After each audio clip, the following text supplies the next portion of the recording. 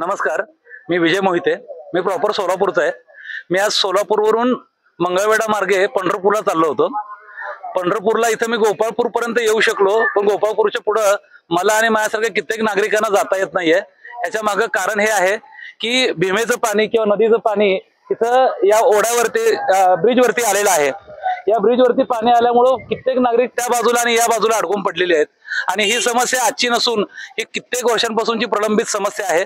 या ब्रिज विषयी बऱ्याच वेळेला शासनाच्याकडे इथल्या ग्रामस्थांनी निवेदन केलं असं कळालं, पण अजूनही इथला ब्रिज होत नाहीये. नागरिकांचे हाल होतात, गावाचा संपर्क तुटतो. विनाकारण कित्येक किलोमीटर एक्स्ट्रा प्रवास करून पंढरपूरला जावं किंवा यावं लागतं. आणि त्याचबरोबर हा महत्वाचा रस्ता जो विजापूरला कनेक्ट करतो, त्याच्यामुळे ती जी मोठी वाहतूक आहे किंवा बाकीची जी वाहनं आहेत त्यांना सुद्धा येण्या जाण्यासाठी हे खूप अडचणीचं आहे. बोटीने लोक इथून ये जा करतायत, पण जी लोक आमच्यासारखी टू व्हीलर वरती आलेली आहेत, फोर व्हीलर वरती आलेली आहेत, या लोकांना मात्र जाण्यासाठी कित्येक किलोमीटरचा वळसा मारून परत पंढरपूरला जावं लागतंय. शासनाने याची दखल घेतली पाहिजे. तुम्ही जर मागं बघितलं तर मागं बघत आहे अशा मोठ्या गाड्या आलेल्या आहेत, तर या गाड्या सुद्धा इथून जाऊ शकणार नाहीत. गोपाळपूर गावामध्ये सुद्धा जाणाऱ्या लोकांना अडचणीचं आहे. सरकोली वगैरे या भागात जाणाऱ्या लोकांना सुद्धा इथं खूप अडचणीचं आहे. त्यामुळे शासनाने याची दखल घेतली पाहिजे आणि इथल्या ब्रिजची उंची वाढवली पाहिजे. एवढीच आमची शासनाकडे विनंती आहे. माझं नाव मोहसिन अफसर आतार. पंढरपूर मंगळवेढा रोडवरील आपले पाणी आलेले भरपूर. तरी आपण बघू शकता पाठीमागे जो पंढरपूर मंगळवेढा रोडवरून येणारा रोड आहे, गोपाळपूर वरून जाणारा पंढरपूरकडे सगळे पाणी आहे. आता जाण्याची दुर्घटना हे माणसं पब्लिक त्रास होत आहे भरपूर. तर अशा दृष्टीने आपण बघू शकता हे गाळे वगैरे सगळे बुडलेले आहेत पाण्याखाली. आता पाणी वाढण्याची शक्यता आहे का कमी होण्याची शक्यता आहे बघू शकता आपण पुढील बातम्यात. माझं नाव सोमा मुकुंद आदटराव, राहायला इथंच आहे गोपाळपूर मध्ये. आमचं आता काय झालेलं आहे, आम्हाला पाणी वाढल्यामुळं म्हणजे भीतीचं साम्राज्य पसरलं इथं पाण्यामुळं. लोकांचं या जायची म्हणजे अडचण भासायला लागली. त्यामुळं काय व्हायलंय, लोकांना पर्याय रस्ता बी समजेना. त्या न समजल्यामुळं की आमच्या अडचण येणे आम्हाला इथं थांबायची पाळी आली. लेकरांची शाळा बुडली आहे, कुठलं शाळेला जाता येईना, काय करता येईना. आणि वड्ड्या आहेत, वड्ड्यावाल्यांना बी वड्ड्या चालवून दे नाही, ते काही लोकांना पर्याय मार्गच काढून दे नाहीत. या गोष्टीमुळं की अजून पाणी वाढण्याची शक्यता, असं सारखं फोन येतात. पाहुण्यारावळ्यांना फोन केलं की सांगतात पाणी वाढणार आहे म्हणून. त्यामुळं जरा काय व्हायला आम्हाला म्हणजे त्यामुळे अडचण भासायला लागली, बाकी काय नाही.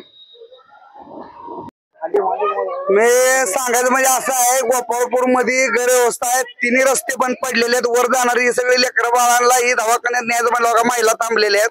बाळांना दवाखान्यात न्यायचं म्हणलं तरी इथं गैरसोय आहे. इथं नावा चालून दी नाहीत. ही आमची कुठली व्यवस्था प्रशासनाने लावली नाही. आता हे पाणी वाढतच चाललंय. हे पाणी वाढण्यामुळं हे त्रास आम्हाला सहन करायची पाळी आलेली आहे. आणि विशेष सांगायचं म्हणजे शाळेला सुट्टी आहे, त्या शाळेमध्ये काय सांगायचं सांगता येईना. शाळेला काय कळणार नाही, पाणी बंद आहे, रस्ता बंद आहे, पाणी वाढलेलं आहे आणि गैरसोय व्हायला लागली आहे. प्रशासन याच्याकडे संपूर्ण दुर्लक्ष करत आहे आणि कोणी दखल घेत नाही. हे गोपाळकृष्णाचं मंदिर आहे मोठं, या मंदिराला सुद्धा भाविकांना यायचा रस्ता बंद झाल्यामुळं त्यांची गैरव्यवस्था आहे. दर्शन तर राहू द्या, लेकराबाळांना दवाखान्यात न्यायची सुद्धा गैरव्यवस्था आहे. दुकानं गाळे सगळे बंद पडलेले आहेत. पूर्ण चौकामध्ये पाणी आहे. घुसळण्यामध्ये गोपाळपूर मध्ये कुठल्याही प्रकारचं सोय कुठली दिलेली नाही प्रशासनानं. त्यांचे कुठले अधिकारी हे ते कोणी दिसत नाही. रामभाऊ सुरवसे माझं नाव. आमच्या होड्या सध्या कसं आहे, सध्या म्हणजे असं झालेली परिस्थिती की सगळ्या नावा बिवा बंद, सगळ्याचं पोट पाणी त्याच्यावरती चालतंय आमचं. तर अशी गोष्ट झाली की रात्र दिवस आम्हाला इकडे पळ तिकडे पळ असं झालेलं आहे पाण्यामुळं. त्याच्यामुळं आम्ही सगळ्यात म्हणजे असं झालेलं की कुठलीही गोष्ट काय कळलं नाही आम्हाला. आणि दुसरी गोष्ट म्हणजे आम्ही इथं स्थानिक आहे गोपाळपूर. आणि दुसरी गोष्ट म्हणजे असा विषय आहे की आम्हाला रात्री निम्या रात्रीचं नावेकडे जायला लागतं, नावा बघायला लागते. त्या पाणी कमी झालं की खाली टाकला, पाणी जास्त वाढलं तर वरती वडा लागते. त्या आमची चालक मालक संघटना हे सर्व म्हणजे मदत करते आणि सगळ्या गोष्टी म्हणजे वाचवणं हे ते अमुक तमुक सगळ्या गोष्टी करतात. पण तरी बी आम्हाला महाराष्ट्र शासन कुठलंच आपलं ही जे आहे ते आम्हाला कुठलीही गोष्टीचं मदत करत नाही. हे आमचा एवढा विषय आहे. रमेश रघुनाथ इंगळे बोलतोय, गोपाळपूर. शाळेच्या पोरांची आपदा होते, फुलावरला पाणी जास्त आलेलं आहे. गैरसोय इथं समधी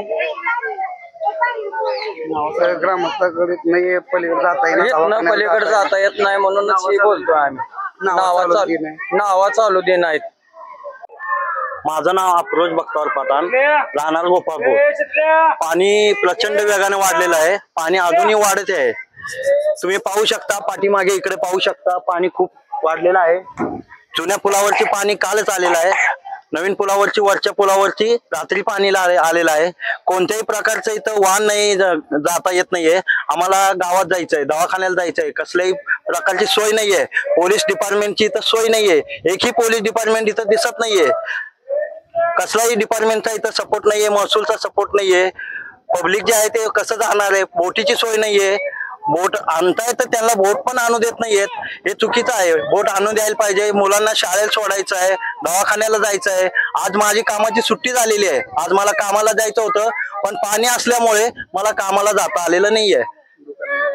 दुकानं वगैरे सगळे बंद झालेले आहेत. इथं गोपाळकृष्णाचं मंदिर आहे, गोपाळपूरमध्ये मोठं मंदिर आहे. वारकऱ्यांना येण्यासाठी इथं दर्शनाला त्यांची पण सोय नाहीये.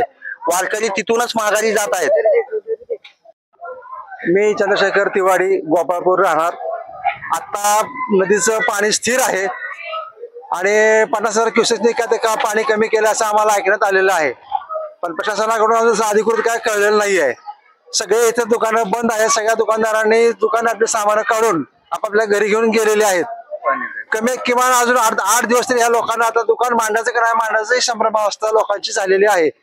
नागरिकांची हाल होतात. इंदिरा कॉलनी, गोपाळपूर, माधवश्री, वृद्धाश्रम, झोपडपट्टी, देवमारे मळा या भागातील लोकांना पंढरपुरात जायला काशेगाव अनोली मार्गे जावं लागतं. ह्यांची पण गैरसोय झालेली आहे. आता जो पूल बांधलेला आहे तो पूल अपुरा पडतो. या पुलाची उंची जर वाढवून मिळली तर विजापूरकडे शिवेरी कॉलेजला जाणारे विद्यार्थी या सगळ्यांचे हाल होणार नाहीत. तर शासनाला लक्ष द्यावं आणि या पुलाची उंची वाढवून मिळावी.